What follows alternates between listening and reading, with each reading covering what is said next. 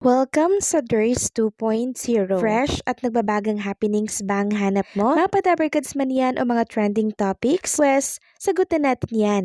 Kaya naman isubscribe nyo na ang ating channel para sa mga nagbabagang balita everyday. So, ayun, welcome back again sa ating YouTube channel mga Kadabarkads. And for today's video, ang pag-uusapan natin ay tungkol sa mga importanteng ganap sa loob at sa labas ng Itbulaga. So, bago po magsimula ang The Clones, nakasama muna natin itong Grace Notes na kung saan ay pinainit po ang tanghalian ng Itbulaga.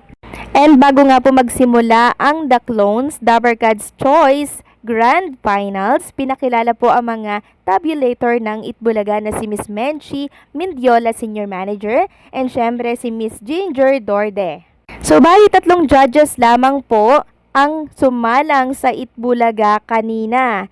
Sino-sino yan? Si Sweet Plantado na singer and vocal coach, and syempre si Buboy Garobilio, singer and actor, at syempre si Dulce, ang Asia's timeless diva. So, 3 lang po sila kasi ang ating mga sumalang po sa Dabarkads Choice ay 4 lamang po. So, kanina ang unang sumalang mga Kadabarkads, walang iba kundi po si Roel Carino or clone po ni Matt Monroe. So, unang pasok pa lamang po nitong si Roel Carino sa stage, grabe yung palakpakan dito po sa studio ng Itbulaga. And syempre, nagulat din po yung mga judges natin habang pinapakinggan itong si Roel Carino. Kasi imagine, 14 years old pero yung boses niya mga Kadabarkads, gayang-gaya yung boses po ni Matt Monroe. Kaya yung mga judges, grabe yung paghanga nila mga Kadabarkads. At eto pa ang matindi dyan, napaiyak po si Miss Dulce. Bakit? Dahil naaalala niya po mga Kadabarkads yung mga kabataan niya mga Kadabarkads, no? Katulad din po siya nung mga Dabarkads natin na nanonood sa TV na naiiyak din po pag kumakanta etong si Roel Carino. Kasi nga po parang binabalik sila sa nakaraan. At hindi lang yan mga Kadabarkads, nagduet pa po sila ni Ma'am Dulce. And doon pa lang sa part na yon, ramdam ko na talaga na si Roel Carino yung panalo sa labang ito kasi kitang-kita ko po yung mga mata ng mga judges, mga Kadabarkads.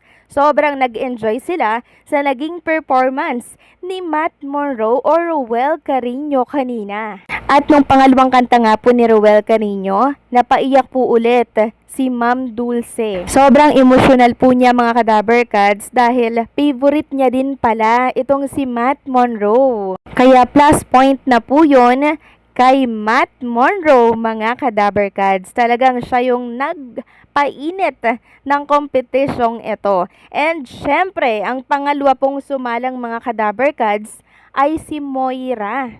So habang pinapakinggan po natin si Moira, parang pilit na lang po yung boses niya pero maganda siya ha. Maganda yung boses niya and syempre mahirap gayahin yung boses ng isang Moira, 'di ba? And habang nagbabasa nga po ako sa comment section, live chat ng Itbulaga, yun nga yung opinion po nila, parang pilit na lang yung boses. Tapos ang opinion nga po nitong si singer and actor Buboy Garobilio, parang parang inipit daw po na pusa mga Kadabarkads yung boses nitong si Moira. And ang sunod na sumalang after po nitong si Moira ay si Steve Perry mga Kadabarkads. So mahusay din po siya. And lalo siyang nag-shine doon sa second na kanta niya mga Kadabarkads. Sabi nga po ni Ma'am Dulce na magaling na itong si Steve Perry pero mas may igagaling pa po siya. At ang huling sumalang naman ay itong si Pavarotti mga Kadabarkads na kung saan ay napakahusay niya din mga Kadabarkads. Pinahanga niya din po ang mga judges natin. Lalo na po si Sweet Plantado, singer and vocal coach. Sabi niya nga po 60, nakakainis kasi grabe yung boses nitong si Pavarotti.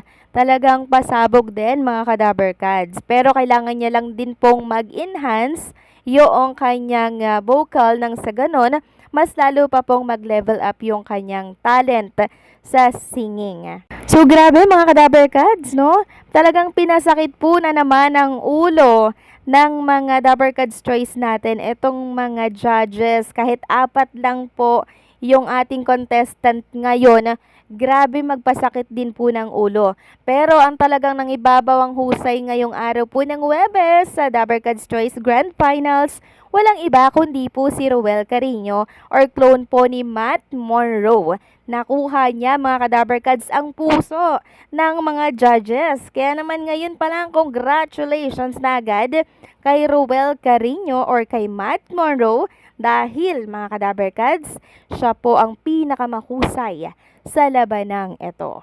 At alam nyo ba mga Kadabarkads, during Dabarkads Choice Grand Finals, grabe yung viewers ng Itbulaga ha, pumalo ng 150 plus. Grabe yung views. At eto pa mga Kadabarkads, meron pa akong good news sa inyo. Dahil ito pong si Elvis Presley, magbabalik po siya sa Itbulaga. Yes po, you heard it right. Babalik po siya by Saturday. Meron po siyang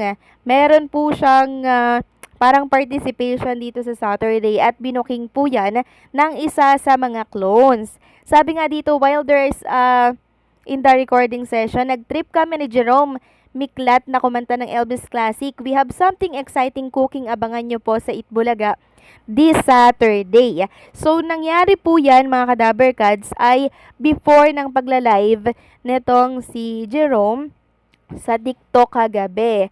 Kasi may nagtanong, sabi dito, ngayon lang po ito, natutulog pa ba ang batang yan? Kagabi around 11 PM na nag-live siya. Umaapaw sa energy. Tapos ang reply po, kahapon po yan bago siya mag-live, in-invite pa ako sumama sa live. So grabe, 'di ba? Dininig tayo ng Itbulaga na ibalik itong si Elvis Presley sa Itbulaga pero siya po ay magpe-perform by Saturday. So ito po ay dagdag pampainit syempre, no, sa Grand Showdown, labanan po ng mga mahuhusay na clone winners. Dito po yan sa Itbulaga. Kaya naman ako, tutukan po natin itong matinding pasabog ng Itbulaga by Saturday mga Kadabarkads. Dahil may Elvis Presley na, sa hindi man siya nakapasok sa Grand Showdown, meron naman pong Elvis Presley na mapapanood tayo bago po magsimula, no, yung talagang grand concert dito po sa Itbulaga mga Kadabarkads. Kaya naman siguro masaya na tayo dito, no, kahit ganito lang mga Kadabarkads. At least, 'di ba, uma-appear paminsan-minsan si Elvis Presley sa Itbulaga. Good news to mga Kadabarkads kasi magbabalik po siya. Confirm na confirm po yan. And also mga Kadabarkads, congratulations sa nanalo po kanina sa Dabarkads Choice. Deserve na deserve mo ang spot na yan dahil mahusay ka. O baka naman may magreklamo na naman ha. Deserve po ng nanalo ang spot na to ngayong araw ng Huwebes. Congratulations dahil ikaw ay pasok na sa Grand Showdown sa araw ng Sabado. So anong sa inyo dito mga Kadabarkads? Please comment down below.